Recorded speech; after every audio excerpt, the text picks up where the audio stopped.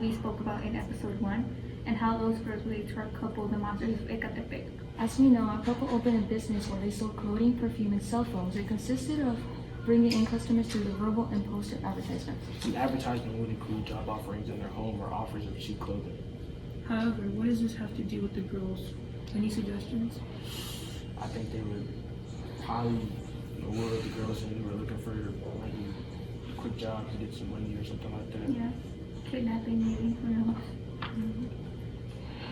The name for our couple did not search without reasoning, so there had to be something wrong with them. Let's do some digging on our own. Alright.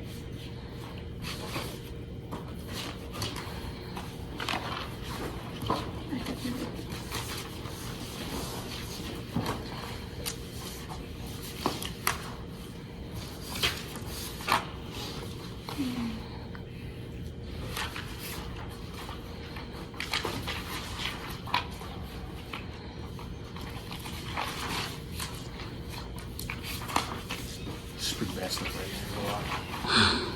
Let's gather our thoughts. Well, here's where we go deep into our story. Based on these files, Patricia Martinez and Juan Carlos were to blame for those missing girls. They would lure these women with the excuse of job offerings and clothing specials. Why did you emphasize the word women? Well, actually, an interesting factor in the case is that they targeted women specifically. What would you do with this woman? Simply kidnap them?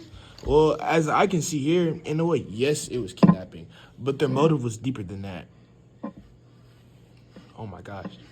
They would cook their victims' remains in steaks, carne asada, tamales, chili, and eat them. What? That's tragic. That's actually disgusting. Yeah, very. Basically, they just committed cannibalism. Imagine the Cannibalism. people that they were just serving this food to, eating it, not knowing they were eating Serving? people. I don't even. Yeah, so a lot of people ate human flesh without knowing it. Ew. It's like I got Wow. the chills. Like, ew.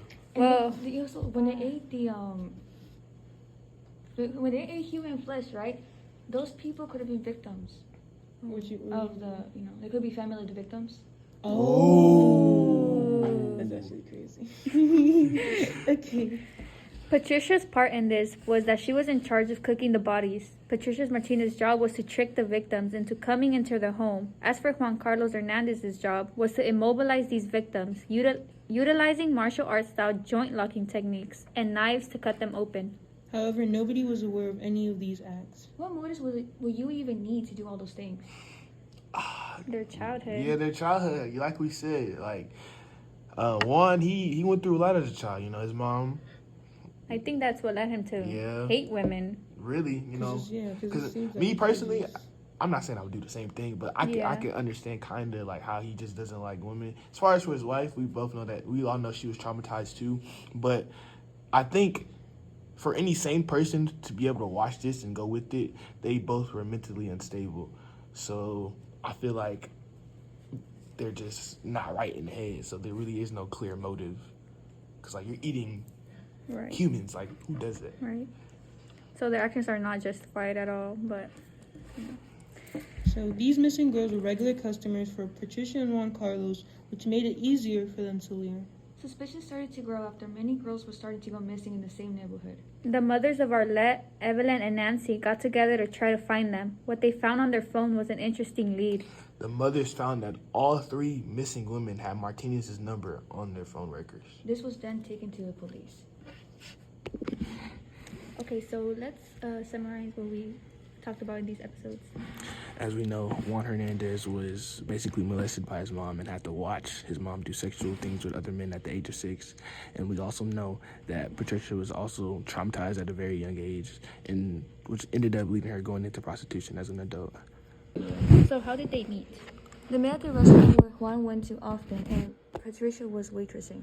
Let's get into the crime, what we've talked about the crime. Juan Carlos began at age of 22.